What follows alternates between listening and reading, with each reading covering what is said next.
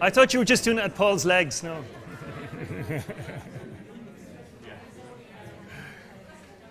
Okay. Thank you very much for your input. I'm sure there's lots of people who have more things to say. Being Irish, we have lots of things to say. To call out what people have shared with them. Just so our guests online get to hear it, I'm maybe going to ask you to pass the microphone around.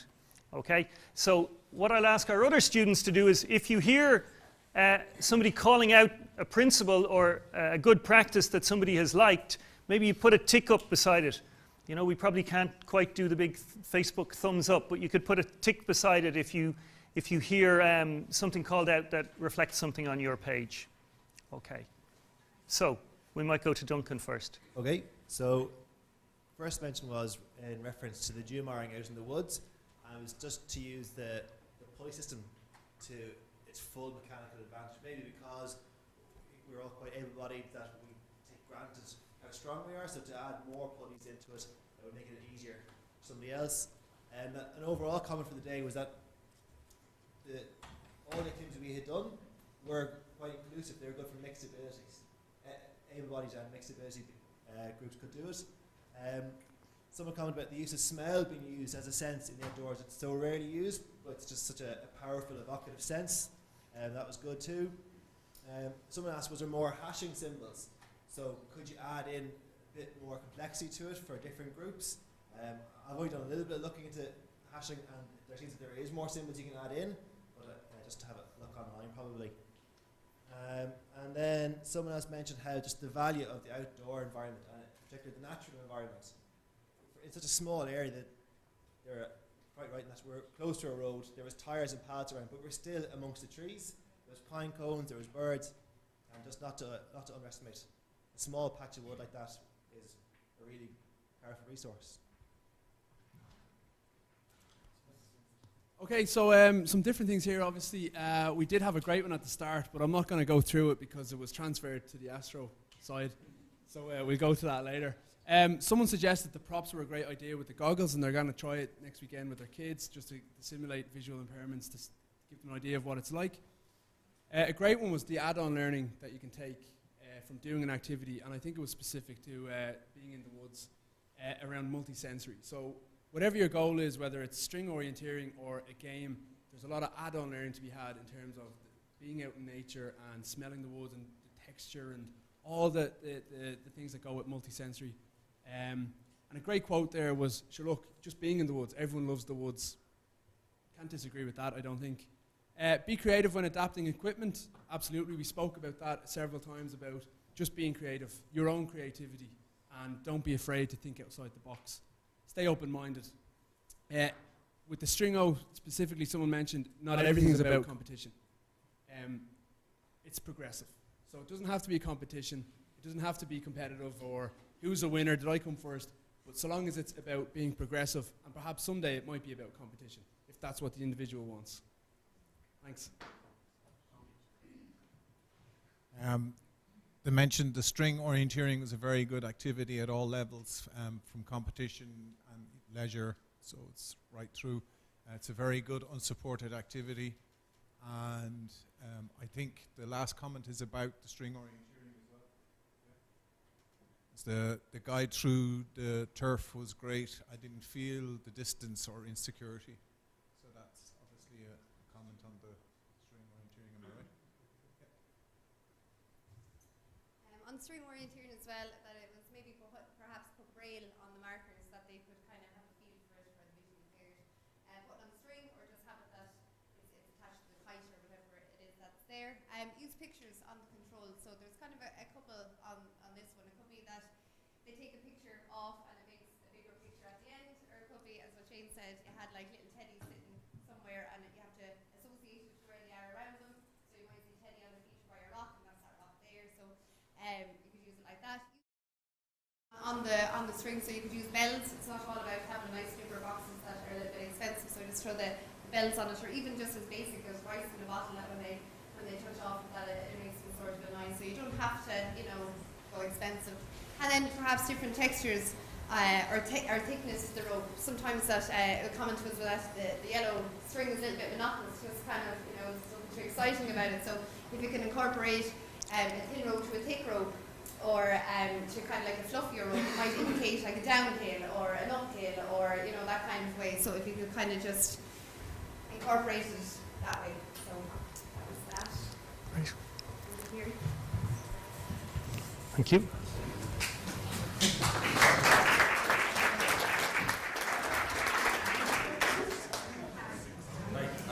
So one of the comments for our session was that it was people-centered. It was all about the person and not the disability.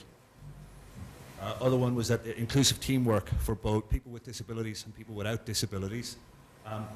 In terms of the activities of the tasks, adapting, thinking outside of the box, how can we adapt it for the clients or the people that we're working with at that particular time? Adapting your teaching style or your instructing style. Whole part whole, as you know, Professor Lieberman mentioned earlier, and different ways of doing that. And the social story of why are you doing it? What's the outcome that you're looking for the participants, and how you're going to achieve that? But then also the social interaction for everybody while you're doing something. I suppose we were, the first thing on this poster was the idea of a twister board or coloured giant Jenga, so that each Jenga piece would have a colour on it. You'd have like a twister dial, so when the colour, say red comes up, you have to take out or push out a red thing on the Jenga. So that's just a take on the giant Jenga game. Just maybe when, I think this was more prevalent with the wheelchair users, that maybe people need to be awareness of their, just have an awareness of their positioning. So one of the guys was saying when he was sitting in the wheelchair and somebody was talking, they were looking straight up into the sun, and just that the level of conversation happened to be at that height rather than at wheelchair height. So that was, and one of these was, one of the other things that came up was the use of ordinary language. So you just kind of speak as though you normally speak, rather than trying to adapt your language to say, oh, wheel over there or walk over there or whatever. With this one then, it was just actually using a wheelchair in the day, just to actually sit in and just put yourself into that position for a little bit, just to feel the mobility of it. One of the things that came up about the actually organising the games or designing games is that maybe people should sweat a bit, that inclusive games don't need to be watered down in terms of physical challenge, that they can actually make people sweat a little bit, or there's a bit of challenge to them. And the same sort of thing, that the expectation doesn't need to be low, that maybe just including may not necessarily be enough, that you're actually trying to set a level, a goal, or something challenge. Thanks, Shane. Give him a round of applause. They had 2 posters in their group. Well done. So yeah, just to finish with my one there, I suppose if we could try and step back from our normal role as an instructor, and to focus on letting the group do, because maybe sometimes if we're not getting the outcome that we want, the tendency is for us to jump in and to fix it for the group, and that's quite a challenge for us as an instructor, just to step back and let that happen. So to be maybe more process focused than outcome focused. So I suppose that follows into the second one there, think about more about empowering the group. Then we looked at the importance of review tools, and a lot of the time we focus on the review tool that we're going to use with the group, but maybe for ourselves as well, particularly if this is a new area of work for you, you might be really good at the planning and the doing phase of it, but to step back yourself then and to reflect on your own performance and see is there things that you have learnt yourself, as we're doing here now, to improve the next day that we go out. I suppose in Ireland, when we first came onto this course, we suffered a little bit around the language at European level. In other countries, they call us animators. In Ireland, we tend to call ourselves instructors. But maybe in this area of work, maybe we should consider ourselves more facilitators of activity, so that we're not, really leading it in a very strong way, that we're literally just setting up the environment, the equipment, and getting the people there, giving them minimal information and letting them lead the activity themselves. And finally, then I have to credit Orla with the last one here. She made me do that she really liked the adaptation on the spider's web today in the goal. She hadn't seen it done that way before, so thanks a lot for that.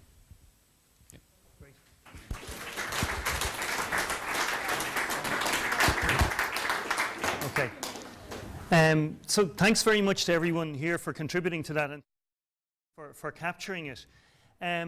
Just one thing I didn't mention about the simulations in our training program today, we put in simulations. And simulations can be really useful, but also they can be kind of controversial as well around disability. So it's important to look at it from both sides. You know, to sit in a wheelchair for 10 minutes on the AstroTurf isn't to share the experience of somebody who maybe exists with a lot of pain in their life every day, maybe meets a lot of all sorts of challenges, isn't physically getting around, challenges in terms of people's attitudes to them.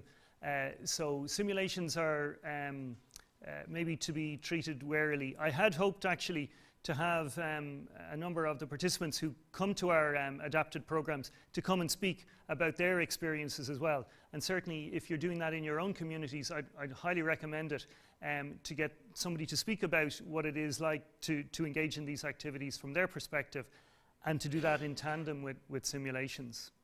So from any of the ideas that have been shared here or any of the things today, does anyone have any extra comments or any questions they'd like to ask at this stage?